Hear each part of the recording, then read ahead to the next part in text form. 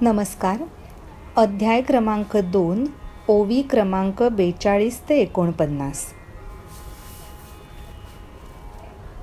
मातेची ममता अलोट, गौरविती सारे त्यास. परंतु गुरुवर्य द्रोण, माय जणू ते मूर्तिमंत. द्रोण ऐसे गुणवान, ज्ञानाचे ते भांडार. विद्येचा ते सागर, करुणेचे माहेर. इतके हे असती महान, त्यात आम्हावर कृपाछत्र. त्यांचा करावा घात, कसे आणावे हे मनात. आशांना मारुनी ठार, उपभोगावे राज्य सुख. विचार करता अंतरात, रुचणार नाही मनास. मिळाले जरी राज्य सुख, अथवा इंद्रपदादी मान. तरी वाटेल ते दुःखकारक, स्वीकारेन मी भिक्षापात्र. देशत्याग करेन एक वेळ, दऱ्याखोऱ्यांमध्ये आश्रय. निर्धार करतो हातात, धरणार नाही शस्त्र. बाणांस करुनी तीक्ष्ण धार, भेदावे यांचे मर्म. वाहेल जे रुधिर, त्यात कसले अधिकार. रक्तात माखलेले सुख, काय त्याचा उपयोग. म्हणूनच तुझा युक्तिवाद, मनास नाही पटत. द्रोणगुरूंबद्दल पुढे जाऊन अर्जुन श्रीकृष्णाला असं सांगतोय की अरे, मातेची ममता अलोट असते आणि आपण सगळेच जण त्याचा गौरव करतो, त्याचं महत्त्व जाणतो. पण गुरुवर्य द्रोण हे तर जणू मूर्तिमंत माय आहेत. असे हे गुणवान, जणू काही ज्ञानाचे भांडार असलेले, विद्येचा सागर असलेले, जणू काही करुणेचं माहेरघर असलेले, असे हे इतके महान गुरुद्रोण. त्याचशिवाय त्यांचं आमच्यावरती असलेलं कृपाछत्र. त्यांचा घात करावा हे मी मनात तरी कसं काय आणू. आणि अशा सगळ्यांना ठार मारून जे काही राज्यसुख मला मिळेल ते मी उपभोगू.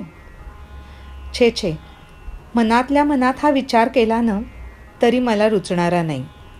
आणि समजा जरी हे राज्यसुख मला मिळालं, अगदी इंद्रादिपदाचा मानसुद्धा मिळाला, तरीसुद्धा मला ते दुःखकारकच असेल. मग त्याऐवजी मी हातामध्ये सरळ भिक्षापात्रसुद्धा घेईन, देशत्याग करीन, दऱ्याखोऱ्यांमध्ये आश्रय घेईन. आणि मी आता निर्धार करतोय की मी हातामध्ये शस्त्र मुळीसुद्धा धरणार नाही. बाणांना तीक्ष्ण धार करून ह्यांचं मर्म भेदावं आणि त्यातून जे रक्त वाहील, जे रक्त सांडेल, त्यात कसला आलाय अधिकार, त्यात कसलं आलंय सुख. आणि हे असं रक्ताने माखलेलं सुख मला नकोच आहे, त्याचा काहीसुद्धा उपयोग नाही.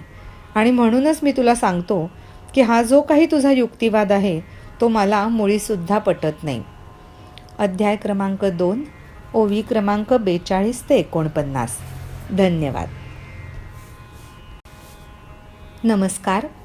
अध्याय क्रमांक 2, ओवी क्रमांक 50 ते 57. अर्जुन बोले कृष्णा ऐक, श्रीहरी बोले ना काहीच, काही रुचे ना मग मनास, मुरारी सोडे ना मौन, कृष्ण देईना जेव्हा लक्ष, अर्जुनास होई धाक धूक, विनवू लागे मग सतत, बोल श्री हरी बोल. व्यक्त केले मनातले मी, बोललो तुझ्याशी मोकळेपणी, उत्तम काय ते तूच जाणीशी, माधवा तू श्रीहरी. जयांसी न करावे वैर, उलट पक्षी करावी मदत, तेच युद्धास होता सिद्ध, झुंजावयाला. अशांचा करावा वध, किंवा जावे येथे सोडून, प्रश्न पडला मनास, उत्तर नाही सापडत. काय ठरेल येथे उचित, काहीच आता नाही सुचत. कुठला हा स्नेह मोह, चित्त होतसे व्याकुळ. डोळ्यात पडता फूल, दृष्टीचे लोपते तेज. वस्तू जरी असली जवळ, तिचे न होतसे दर्शन. तसाच काहीसा गोंधळ, मन माझे भयग्रस्त. कळेन आता स्वहित, करावीस तू मदत. युद्ध न करण्याची इतकी सगळी कारणं देऊन झाल्यानंतर अर्जुन थोडा वेळ वाट पाहतो आणि श्रीकृष्णाला म्हणतो की अरे तू बोल ना काहीतरी, तू काहीच का बोलत नाही आहेस. आणि तुझं हे न बोलणं मला अजिबात आवडत नाही आहे. पण तरीसुद्धा मुरारी मौन सोडायला तयार होत नाही. आणि जेव्हा कृष्ण लक्ष देत नाही हे अर्जुनाला कळतं, तेव्हा मात्र त्याला धाकधूक व्हायला लागते. आणि मग तो सतत त्याची विनवणी करायला लागतो की श्रीहरी अरे काहीतरी बोल, माझ्या जे काही मनात आलं ते मी व्यक्त केलं, तुझ्याशी अगदी मोकळेपणाने बोललो, आणि त्यातून उत्तम काय आहे ते तुलाच तर माहिती आहे. अरे ज्यांच्याशी कधीही वैर धरू नये, उलट पक्षी त्यांना मदतच करावी, असेच जर लोक युद्धाला सिद्ध झाले, तर त्यांचा वध करावा का त्यांना तिथेच सोडून निघून जावं, असा प्रश्न माझ्या मनाला पडलाय. पण मला उत्तर काही केल्या सापडत नाही आहे. आता इथे योग्य काय ठरेल ते मला सुचत नाही आहे. कुठला हा स्नेह, कुठला हा मोह असा आहे की ज्याने माझं चित्त एवढं व्याकुळ झालं आहे. अरे, डोळ्यामध्ये जर फूल पडलं ना, तर दृष्टीचं तेज नाही का लोपत? किती कमी दिसतं नजरेला. मग एखादी वस्तू जरी जवळ असली ना, तरी तिचं दर्शन काही नीटसं होत नाही. तसाच हा काहीसा गोंधळ माझ्या मनात चालला आहे आणि त्या गोंधळाने माझं मन भयग्रस्तही व्हायला लागलं आहे. माझंच हित आता मला कळेनासं झालं आहे. तेव्हा हे श्रीकृष्णा, तूच आता मला मदत करावीस. अध्याय क्रमांक 2, ओवी क्रमांक 50 ते 57. धन्यवाद. नमस्कार. अध्याय क्रमांक 2, ओवी क्रमांक 58 ते 65. तूच त्राता, तूच मित्र, तूच आमुचे सर्वस्व, करून योग्य तो विचार, दाखवावा आता मार्ग. तूच गुरु, तूच पिता, तूच बंधू इष्ट देवता, संकट समयी तूच त्राता, तूच आमुचा रक्षण करता. गुरुचा ऐसा गौरव, शिष्यांस लोटे ना दूर, नदीस कधी ना सागर, देतसे अंतर. लहान निष्पाप बालकास, सोडूनी जर गेली माय, काय त्याची होईल गत, तूच कृष्णा ते सांग. तसेच हे भगवंत, तूच आमुचा सर्वस्व, बोललो जे इथवर, घ्यावेस तू सांभाळून. बोल आता पुरुषोत्तम, माझ्याशी रे लवकर, काय ठरेल योग्य धर्माप्रती. पाहुनिया जीवलग येथ, उत्पन्न जो झाला शोक, सारण्यास तो दूर, आता करावा उपदेश. वाटे आता मनास, पृथ्वी जरी केली पादाक्रांत, मिळविले अगदी इंद्रपद, सुटेल काहे मोहावरण. श्रीकृष्णाचं हे मौन अर्जुनाला मुळीसुद्धा सहन होत नाही. मग पुढे तो त्याला म्हणायला लागतो, अरे तूच तर आमचा त्राता आहेस. इतकंच नाही तर जिवलग मित्रसुद्धा आहेस तू माझा. जणू काही तू माझं सर्वस्व आहेस. तेव्हा योग्य विचार करून मला तू एखादा चांगला मार्ग सांग. अरे तूच तर माझा गुरु, जणू काही तूच तर माझा पिता, बंधू आहेस आणि एका इष्ट देवतेप्रमाणे मी तुला समजतो. संकट समयी तूच तर मला वाचवत आला तूच तर आमचा रक्षण करता आहेस. गुरुचा असा गौरव असतो की तो स्वतःच्या शिष्यांना कधीही दूर लोटत नाही. आणि कधी समुद्राने नदीला अंतर दिलंय का? एखाद्या लहान निष्पाप बालकाला त्याची आई जर का सोडून गेली तर त्याची काय गत होईल ह्याचा विचार कर ना तू. आणि हे भगवंत, अरे तूच आमचा सर्वस्व. आत्तापर्यंत इथवर जे मी बोललो ना ते खरंच तू सांभाळून घे. आणि अरे पुरुषोत्तमा, माझ्याशी लवकर काय ते बोल.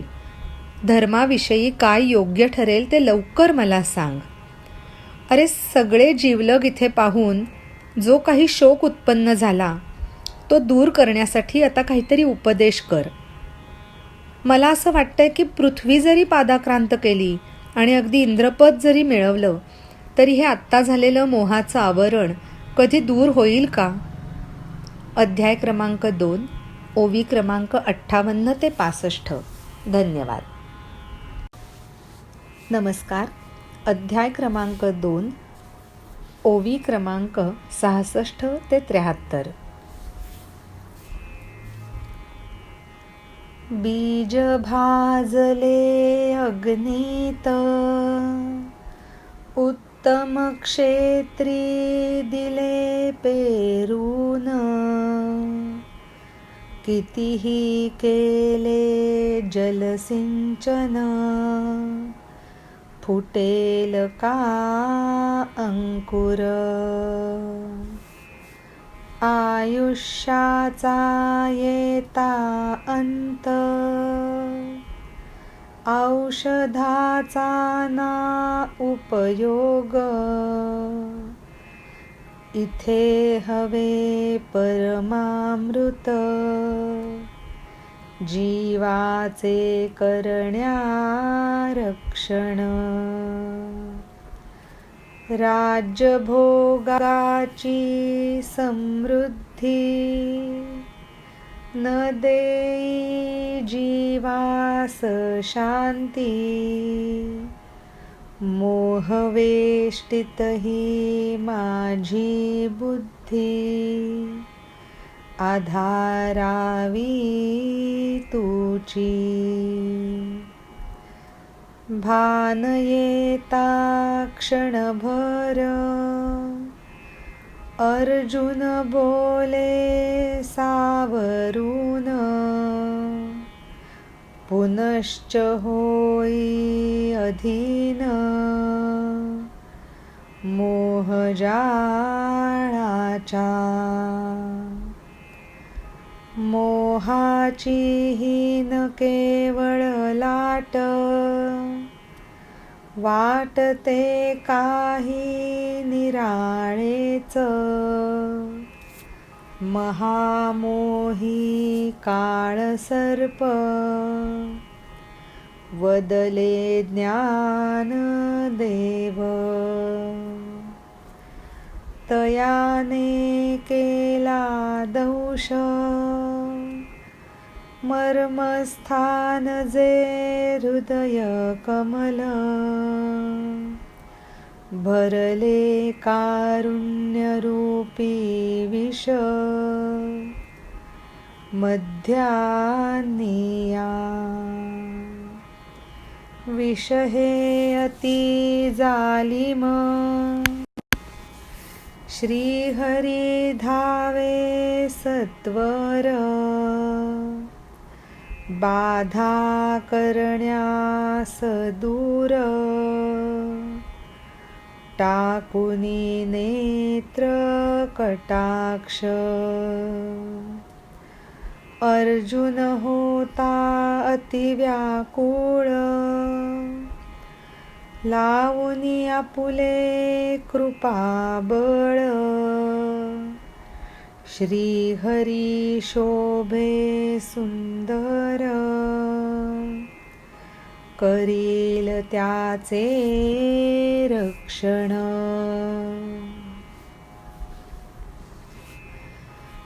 अर्जुनाला जे अतिशय मोहावरण झालेलं असतं, अत्यंत शोकाकुल तो झालेला असतो, त्यासाठी ज्ञानदेवांनी पुढे काही उपमा वापरलेल्या आहेत. समजा आपण एखादं बीज जर आगीमध्ये भाजून घेतलं आणि भले अगदी कितीही उत्तम मातीमध्ये ते पेरलं, कितीही छान त्याची काळजी घेतली, त्याला कितीही छान पाणी दिलं, तरी त्याला कधी अंकुर फुटेल का? जसं की आयुष्याचा अंत आला असेल तर कुठल्याच औषधाचा तेव्हा उपयोग होत नाही. तेव्हा त्या जीवाचं रक्षण करण्यासाठी परमामृतच लागतं. क्षणभर भानावरती आल्यानंतर अर्जुन सावरतो आणि श्रीकृष्णाला म्हणतो, राज्यभोगाची जी समृद्धी आहे ना, ती जरी मिळाली तरी जीवाला शांती वाटणार नाही. पण मोहवेष्टीत माझी ही बुद्धी जी आता झालेली आहे, त्याला आता तूच काहीतरी उपाय कर, आधार दे. असं बोलून पुन्हा अर्जुन मोहजाळाच्या अधीन होतो. ही काही केवळ मोहाची लाट नाही आहे, हे काहीतरी वेगळंच वाटतं आहे. जणू काही महामोही काळं सर्प आहे आणि त्यांनी अर्जुनाला दंश केला आहे असं ज्ञानदेव म्हणतात. आणि तो दंशसुद्धा मर्मस्थान म्हणजे जे हृदय आहे तिथे त्यांनी कारुण्यरूपी विष ह्या मध्यांनी सोडलेलं आहे. आणि हे विष जे आहे ना ते अत्यंत जालिम आहे. तेव्हा श्रीहरींनी आता त्वरेने धाव घ्यावी आणि अर्जुनाकडे कृपेचा कटाक्ष टाकावा. अर्जुन हा अतिशय व्याकुळ झालेला आहे. तेव्हा आपलं कृपेचं बळ वापरून हा सुंदर दिसणारा श्रीहरी त्याचं रक्षण करेल ह्याच्यात वादच नाही. अध्याय क्रमांक 2, ओवी क्रमांक 66 ते 73. धन्यवाद. नमस्कार. अध्याय क्रमांक 2, ओवी क्रमांक 74 ते 80. श्रीकृष्ण होऊनी गारुडी, करील वश त्या सर्पासी, देईल धीर पार्थासी, अटकळ असेही ज्ञानाची. सूर्य जरी प्रकाशमान, मेघपटल करी आच्छादन, भ्रम हा घाली घेराव अर्जुनास. उन्हाची काहिली ग्रीष्मात, महाकाय वणवा पेटे त्यात, व्यापून टाके पर्वतास, तसाच दुःखार्त धनुर्धर. अत्यंत श्यामल मुळातच, जीवन ज्याचे कृपामृत. श्री गोपाळ जो महामेघ, जाई अर्जुनाचे जवळ. कृष्णरूपी जणू हा मेघ, जयाचे हाती सुदर्शन. झगमगते ज्याचे तेज, जणू चमचमणारी वीज. उदात्त गंभीर त्याचे बोल, मेघ गर्जनेचा थाट. श्रीकृष्ण रूप तो मेघ उदार, करील ऐसा वर्षाव. जयाचे योगे अर्जुन, जणू धगधगता पर्वत. विझून अग्नी होईल शांत, फुटेल ज्ञानाचा अंकुर. काय घडले आता पुढे, कथायिका समाधानाने, ज्ञानदेव झाले बोलते, शिष्य जे निवृत्तीचे.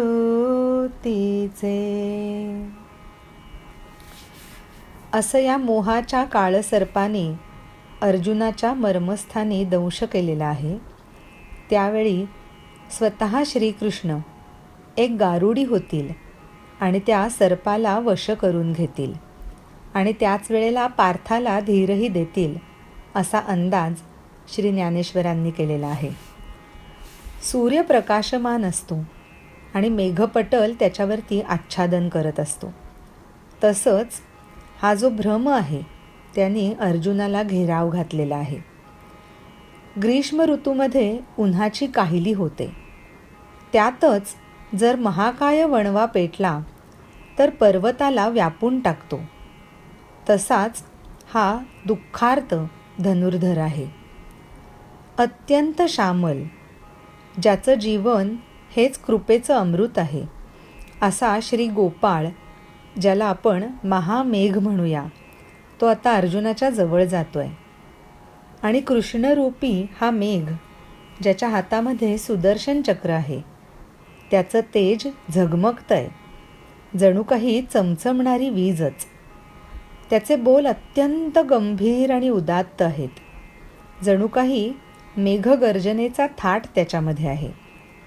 तर तो श्रीकृष्णरूपी मेघ आहे तो इतका उदार आहे की तो असा काही मनमुराद वर्षाव करेल, ज्यायोगे अर्जुन जणू काही धगधगता पर्वत, त्याच्यावरचा अग्नी विझून शांत होईल आणि त्याच्यावरती ज्ञानाचा अंकुर फुटेल. आता पुढे काय घडतंय हे अत्यंत समाधानाने ऐका, असं ज्ञानदेव म्हणाले, जे निवृत्तीनाथांचे शिष्य आहेत. अध्याय क्रमांक 2, ओवी क्रमांक 74 ते 80. धन्यवाद.